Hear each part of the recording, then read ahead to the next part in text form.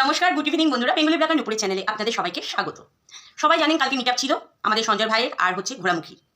তো সঞ্জয় ভাইয়ের সাথে আমি সকাল থেকে একদম পুরো শেষ পর্যন্ত আমার ভাইয়ের সাথেই ছিলাম। তো ওখানে ঘোড়ামুখীরও মিট আপ ছিল। ঘোড়ামুখীর মিট আপ একদম কি বলবো বন্ধুরা, যেখান থেকে আমরা হচ্ছে দক্ষিণেশ্বরে পুজো দিতে যাই, ব্যারিকেডটা থাকে তার এই পাশে ঘোড়ামুখী মানে একদম পুরো ফেভিকলকে কলের মতো চিপকিয়েছিল। তো ওখান থেকে না চড়ে না ওঠে, বুঝেছেন তো, এমন অবস্থা ঘোড়ামুখী ছিল, মানে ভয় জুবুচুবু হয়েছিল। তো ঘোড়ামুখী একটা ভিডিওতে বলেছিল সব মেয়েরা নাকি পরকিয়া করে, সব মেয়েরাই পরকিয়া করে। তো ঘোড়ামুখী যখন লাইভ করে তখন তো আর ঘোড়ামুখী লাইফে আমরা যাই না। তো ঘোড়ামুখী যেহেতু কালকে মিট আপ রেখেছিল, তো আমরা ঘোড়ামুখীকে কয়েকজন মিলে প্রশ্ন করতে গেছিলাম যে সব মেয়েরা কি পরকিয়া করে কিনা, সেটার আমরা প্রশ্ন রাখতে গেছিলাম। তখন ঘোড়ামুখী কোনো উত্তর দেয়নি, উল্টিয়ে বলেছে নো কমেন্টস, নো কমেন্টস। এই দেখে ভীরু দাদা তো ভয় ডুবুটুবু হয়ে যাচ্ছে, না কি জানি কি হয়। তখন ভীরু দাদা এসে হাত জোর করে সরি বলছিল। হাত জোর করে সরিয়ে দেওয়া যেতে পারে, তাহলে সরি বলবে কেন ভীরু দাদা? ভীরু দাদা জানে তার বউ মিথ্যা কথা বলে পরকিয়াকে সাপোর্ট করে উপার্জন করছে ভুলভাল, তার জন্য ভীরু দাদা সরি চেয়েছে। একটা মানুষের সামনে কেন সরি চাই বন্ধুরা, আপনারাই বলুন। আপনারা তো মানে কোনো ভুলভাল করলে নিশ্চয়ই সরি বলেন, কেন বলেন? কারো গায়ে পা লাগলে বা কোনো কিছু অন্যায় করলে তখন আমরা বলি সরি। তো ভীরু জানে তার বউ দিনের পর দিন অন্যায় করছে আর অন্যায় করে যাচ্ছে, তার জন্যই ভীরু দাদা সরি বলেছে। এবার আসি আর একটা কথায়, ওইখানে একটা মানে ওই ঘোড়ামুখীর সাথে একটা দোগলা ক্রিয়েটার ছিল, চুনা জোকার, যাকে আমি বলি চুনা জোকার। চুনা জোকারের সাথে কোনো এক কালে আমার কথা হতো, কিন্তু এই দোগলামির জন্য চুনা জোকারের সাথে আমি সম্পর্ক ত্যাগ করেছি। চুনা জোকার কালকে 3টে লাইভ করেছিল। প্রথম লাইফে বলছে যে আমাকে ইশারায় ডেকেছে, সেকেন্ড লাইফে বলছে আমি নিজে থেকেই গেছি, থার্ড লাইফে বলছে আমি কঞ্চন দিতে গেছি। কেমন দোগলা মহিলা আমাদের কাছে এসে নিজেই বলছে দালাল দালাল, নিজেই ময় গান করছে, আর সঞ্জয় ভাইয়ের সাথে একদম বলছে যে সঞ্জয় ভাইয়ের দালাল। তাহলে ভাবুন কত বড় এই দোগলা মহিলা, আর কে পুষতে মানে দোগলা মহিলা মানে কোথায় ঢুকেছে, বুঝেছেন তো? এরা কারোর হতে পারে না বন্ধুরা, এরা কারোর হতে পারে না। মানে কত বড় মানে এরা মানে কি বলবো, একটা মানে মনের মধ্যে দিমাগের মধ্যে কত বড় এদের গন্দেগি ভরা। আমাদের মিট আপ তো দারুণ হয়েছে, অনেক লোকজন ভিউয়ার্স এসেছিল, অনেক লোকজন এসেছিল, খাওয়া দাওয়া ভীষণ আমরা আনন্দ করেছি। এদিক ওদিক আমরা ঘুরতেও গেছি, সরি বন্ধুরা কাশি হচ্ছে, এদিক ওদিক আমরা ঘুরতেও গেছি। তো ঘোড়ামুখী তো যেই জায়গায় বসে আছে তো সেই জায়গায় বসেছে, যেই আমরা মানে খাবারের জন্য বাইরে গেছি তখন ঘোড়ামুখী কেক কেটে ফেলেছে। তো মন্দিরের চত্বরে কি মানে ডিমের কেক কাটা যায়? আমার তো জানা ছিল না।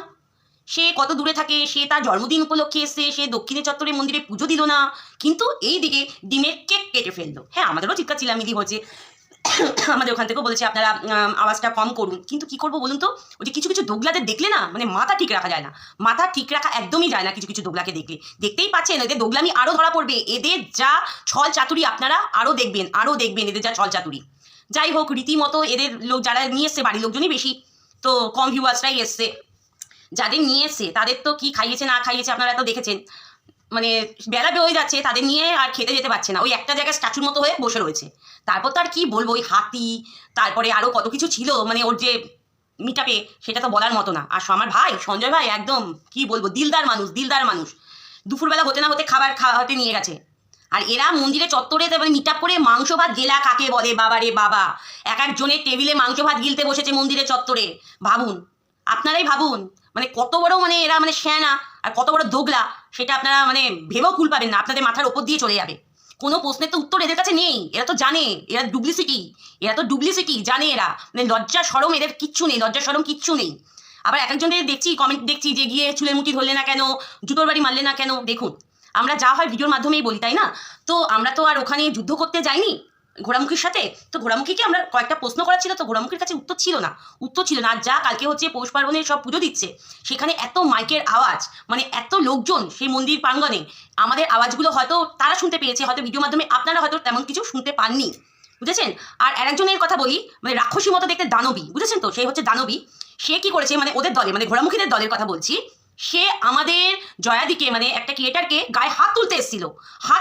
সে আবার একজন লাইভ করেছে, সেই লাইফে সে বলছে যে তার হাত ভেঙে দিতাম। তাকে আমি বলছি তুই যদি তার গায়ে হাত দিতি, তুই তোর ওই হাত নিয়ে তুই বাড়ি যেতে পারতি না, বুঝেছিস দানবী? গুজাতা না কি খুঁজাতা ওর নাম, চুলকানি মাল একটা ও। আমাদের মিট আপ এত সুন্দর হয়েছে, আমরা এদিক ওদিক ঘুরেছি, কিন্তু ঘোড়ামুখী ওই একটা জায়গা চুম্বকের মতো দাঁড়িয়েছিল, সে ঘুরতেও পারেনি, নড়তে চড়তেও পারেনি। আপনারা বলেন যে তার পয়সা নেই, তার কিছু নেই, আর গিফটগুলো যখন পাচ্ছিল ওর, তখন এর যে ভেরু মানে এর যে হাজবেন্ড, সে দৌড়ি নিয়ে হোটেলের ভেতরে ঢোকাচ্ছিল, আর বলছে না যে ওর পয়সা নেই, ওর খালি দুঃখ। তাহলে সে গাড়ি বুকিং করে হোটেলে অতক্ষণ হোটেলে ভাড়া দিয়ে কি করে মিট আপ করতে পারলো? আপনারা না মানে দেখেও না দেখার ভান করেন, কে সত্য কে মিথ্যে এই বুদ্ধি বিবেচনা করুন, বুদ্ধি বিবেচনা করুন, এটাই বলার ছিল। আর কালকে মিটআপ আমাদের খুবই সুন্দর গেছে, প্রচুর লোক এসছে, অনেক ভালোবাসা পেয়েছি আমরা, অনেকের সাথে আমাদের দেখা হয়েছে, যাদেরকে আমরা চিনতাম না তাদের আমরা চিনেছি। আর কি বলবো, দেখতে থাকুন, আগে আগে আরও ভিডিও আসবে দেখবেন, আরও ক্লিপ আসবে দেখবেন, আপনারা নিজেরাই বুঝতে পারবেন, আপনারা দর্শক আপনারা নিজেরাই বুঝতে পারবেন কে কেমন কি বৃত্তান্ত। কিন্তু আমাদের মিটআপ খুব সুন্দর হয়েছে, আমরা নানান জায়গায় ঘুরেছি, আমরা গঙ্গার পাট্টারগুলোও ঘুরেছি, একটা জায়গায় আমরা ওদের মতো ভয়ে ডুবুটুবু হয়ে বসেছিলাম না। আর যা সাজ ঘোড়ামুখীর বাবারে, এই মুখে লালি, চোখের ওপর ব্লাশার, চোখের ওপর আইশ্যাডো, কি আর বলবো, একটা মন্দিরে এসছে, মিটআপ করতে এসে না একটা মন্দিরে এসছে না বিয়ে বাড়ির লেগেছিল, বোঝা যাচ্ছিল না, সত্যি বন্ধুরা বোঝা যাচ্ছিল না। এই জন্যই বলছি এই দোগলাদের থেকে দূরে থাকুন, দোগলাদের থেকে যত দূরে থাকবেন ততই আপনাদের মঙ্গল। হ্যাঁ, আর একটা কথা বলার ছিল, গোপাল ঠাকুর দিয়েছে, কখনো দেখেছেন যে ঘরে পুজো অর্চনা করতে, পুজো দিতে কেক কেটে যে গোপাল দিয়েছে, ওই হাতে মাংস ভাত খেয়ে গোপাল নিয়ে বাড়ি গেলাম। গোপাল রাখা অত সহজ না, গোপাল ঘরে রাখা অত সহজ নয়, এটা ঢুকিয়ে দেবেন বন্ধুরা, আপনারা ঘোড়ামুখীর মাথায় ঢুকিয়ে দেবেন যে গোপাল রাখা অত সহজ নয়, অনেক নিয়ম শৃঙ্খলা আছে। সেটা নিয়ম শৃঙ্খলা ঘোড়ামুখী পারবে কিনা আপনারা জিজ্ঞেস করবেন, কেননা সে তো তার ভেরুকে বাসি ডাল, বাসি টমেটো, পেঁয়াজ খাইয়ে পাঠায়, বাসি মাছ এগুলো খাইয়ে পাঠায় তো, আর ভিডিও করতে ব্যস্ত থাকে। তো গোপালের সেবা করতে হলে কি করতে হয় আপনারা বুঝিয়ে দেবেন, বুঝেছেন?